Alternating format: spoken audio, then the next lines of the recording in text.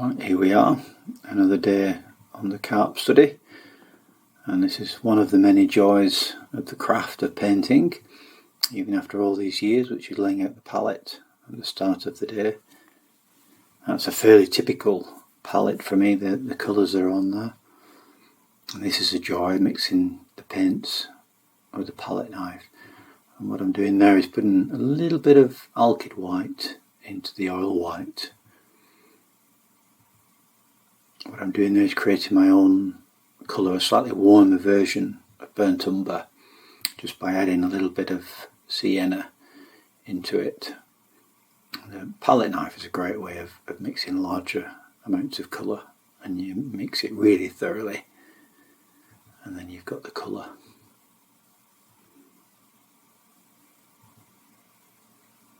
So what I'm doing here is establishing the colour now on top of the rather green Adagio, which I was a little worried about because it's greener than I would usually use, but you can see immediately that it's going to be alright and there's nothing to worry about. You're getting a little bit of the green ghosting through because I'm painting fairly thinly, but that's okay because you're going to get a harmony then of all the elements with the habitat being so green. Using the square brushes again, which are great for establishing broader areas, and if you use the edge of the brush, you can use them both for blocking in and for detail as well.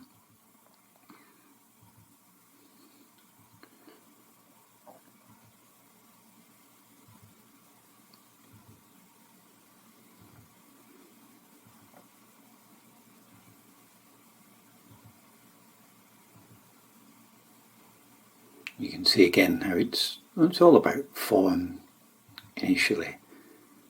There's no worry about the detail. It just confuses things if you're trying too early. So this fish, it's a common carp, and it will be fully scaled. But from my own experience, if you put the scales on first, and then you're trying to paint each scale, it's just going to add to the difficulties. Whereas doing it this way, where the form comes first and then the scales afterwards, it's much easier.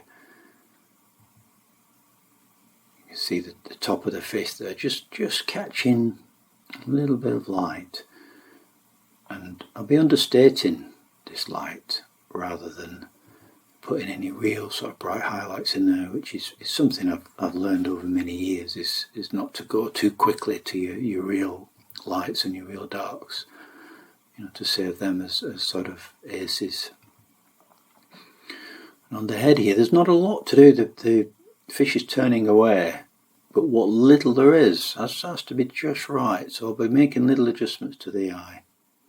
That's a really important bit of kit in the studio. I would say it's next to your palette and your brushes.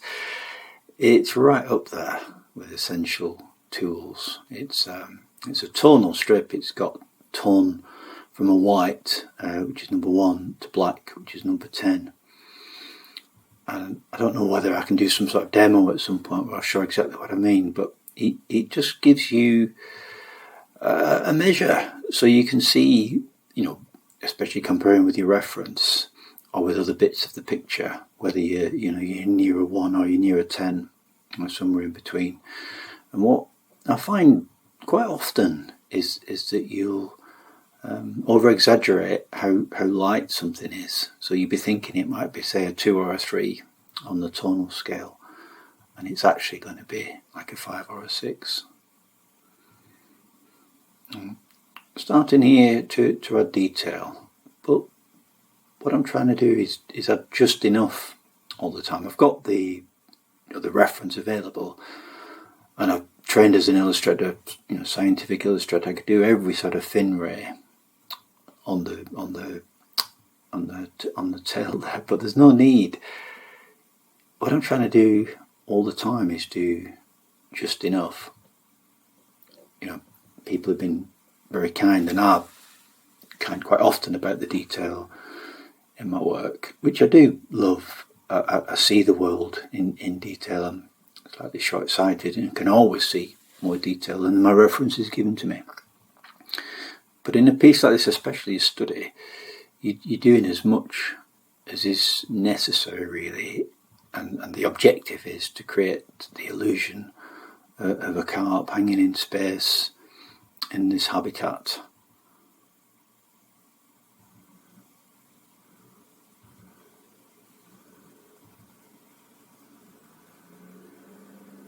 Again, using the square brush there, which you can block in and then turn it on its edge to do the detail. And colours working quite nicely against the background. And again, this is just a suggestion of the structure of the fin, which if you zoom in and you have the reference, they're quite complex.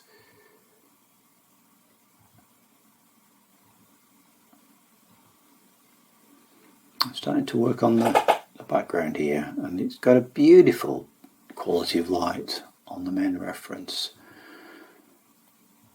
So I'll be carefully adjusting the tone and the colour and searching for just enough contrast, really, but at the same time, with it being underwater, there's a sort of harmony to everything, especially in this lake. In the summer, you've got this sort of green atmosphere. It greens up as each month goes on from there. So that underpainting of the green is going to work really well. It's going to be to my advantage.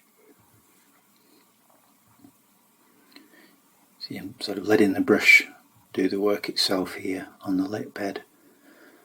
And on the reference again, at some point we'll perhaps introduce showing you bits of the reference that I'm working from. But there's some beautiful patches of light on this lake bed. There's gaps in the lilies, and quite often, again, this particular lake, there's trees which are casting a shadow. But I'm not putting too many real highlights in there. Again, just keep them as mid-tones mostly. I'm often asked if painting is therapeutic, and it's often difficult and can be frustrating, but doing detail like this I do find really absorbing, and you can get lost in a state of concentration, and a whole afternoon or a morning can sort of disappear.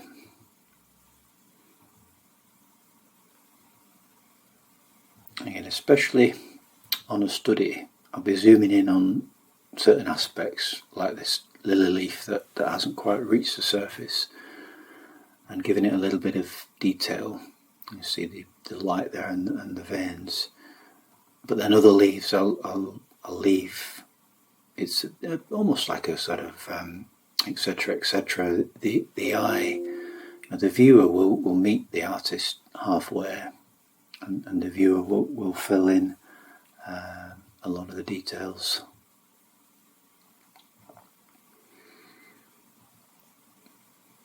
Having to curb myself a little bit, because there are one or two real highlights in that surface where the light's coming through the edge of the lilies. And this corner's quite dark, so it's a case once again of doing just enough detail. We'll be finding a couple of stems. If you do even a simple two-tone system, which is a light and a dark, that's at the heart, the foundation really of creating an illusion of 3 dimensions. So if you can expand that then into a 3-tone system, and if you were doing a big piece, you might even end up doing a lot of variation of tone even within one lily stem. And one of the joys of oil painting, I don't understand people's fear of it. There's some sort of mystique about the difficulty of it, and I don't know, some sort of archaic sort of rules, ways of doing things. It's beautiful to work with. It stays wet all day, and on a piece like this, you can just keep adding, layer after layer.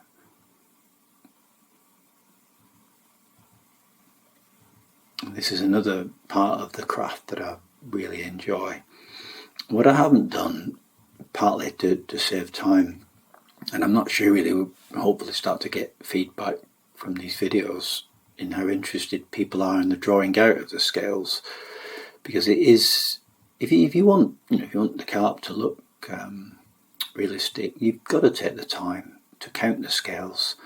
All carp, all common carp will have a number. It varies, so it's not exactly the same, but along the lateral line, I can't remember off the top of my head what the number is, but let's just say it'll be between 1800 and no carp will ever have more than the top figure or less than the bottom one.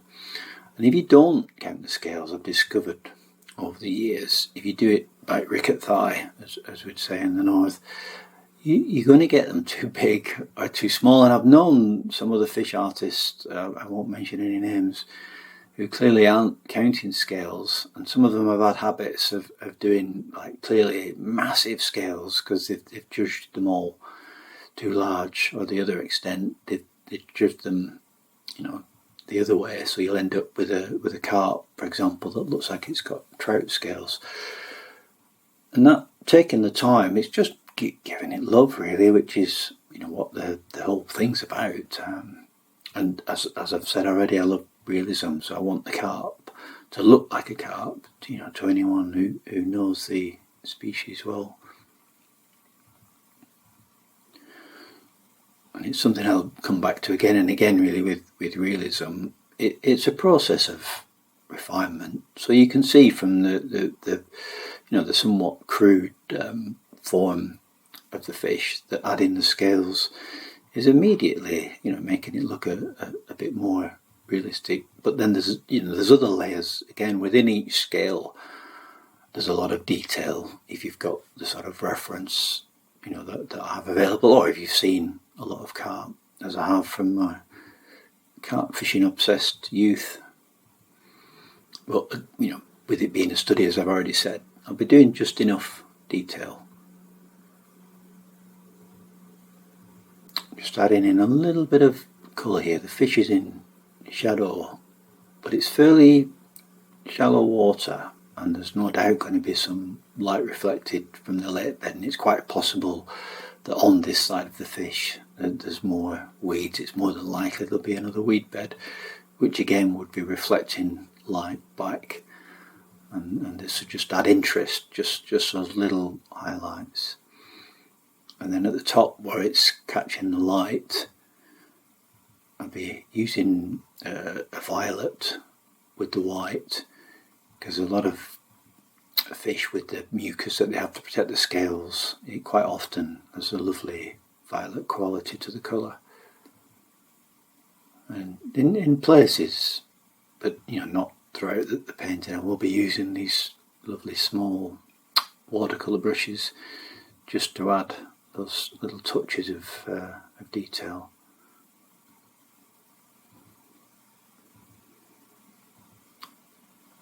And again, I've got artist friends who this would drive them mad, this level of attention to detail, but I love it. It's interesting, I've been trying to get fit for the freediving, which, to some extent, the fitter you are, the better you'll be. And I found that after a day of doing the scales, if I check my pulse rate, it's really low. So you're clearly getting into some sort of relaxed state. And this is one of the joys. This is another day now. I've left the painting to dry for probably at least a week, and I'm adding a transparent glaze. And there's any number of glaze mediums, and it's something to talk about another time. But I'll be going over the whole painting with colour, and it's going to change the colour. You can see immediately we've got more of a goldy green going on, and I'll be dragging some of that into the carp, and then in areas I'll be accentuating it, and I'm putting a little bit of white into it there just to suggest that light coming through. And it's another advantage of oil again with the bright glaze mediums, especially the oil-based one. They'll stay really workable for a day, and in fact if you use some of the mediums with stand oil in, you can keep them you can keep them going for longer than a day. You see here, making these adjustments, it's that process of refinement again. So I've decided that looking at the reference, which makes sense really if you look at it being slightly backlit, we need some darker tones in the fish to make sense of the illusion of it being in that space. So with the glazes you can adjust colour and you can adjust tone, and you can do very careful thin glazes, which I like to do, especially when I'm chasing atmosphere. But you can also do a fairly thick glaze and really, really change the colour. And it's not, especially with the oily mediums, again, it's not a case that if you've done a glaze, you have to leave it. You can work into the glaze while it's still wet.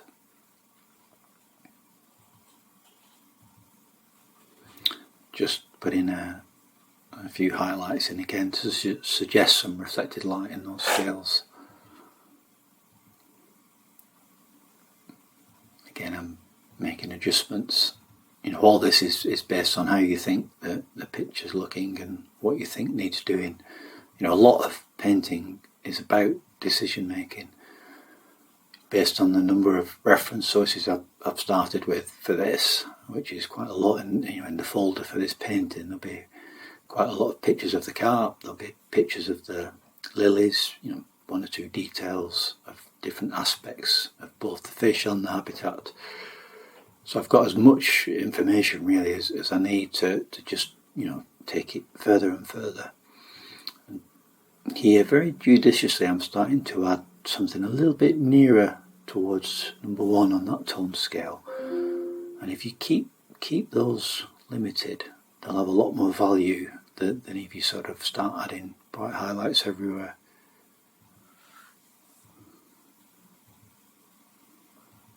And you can see throughout that I've got the marl stick there, which I'm resting my hand on, because all the surface is wet now. And the marl stick keeps your hand off the wet paint and means you can still paint with a steady hand.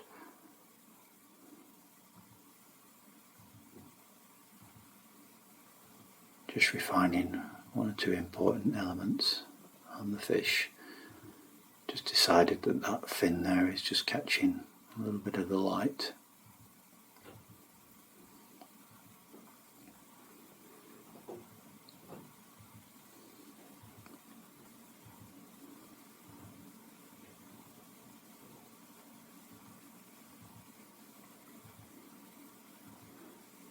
This really jumped out from the references that the base of the dorsal fin is much darker on any fish that I've got that are lit in a situation similar to this, and putting this dark edging now is going to help to bring out the shape, because a few of you will know carp, but they're quite sort of solid fish, so there'll be a distance, there'll be a curve going back to that dorsal, and darkening it off it's going to help to give you the sense of the solidity of the carp.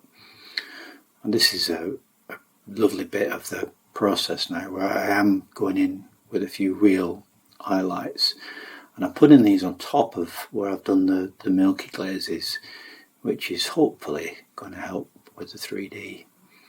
And, I won't be doing a lot of this. This is an important area. It's just behind the carp's head and the area towards which it's swimming. And it's that etc. again. There'll be bits of the painting which are virtually left from when I did the underpainting, but the other bits which are developed, and if you develop just enough, and as I've said, the viewer fills in the rest. This is what I touched on earlier, saving these real highlights where the lilies catch the light. So you will be using never ever a pure white. There'll always be some colour in it, quite often a Naples yellow or a Naples yellow light. Just finding a couple of lily stems there that are catching the light too. And there we are. That's I think probably went into a 3rd day that with doing the scales. Thanks for watching, and we'll see you again in the next video.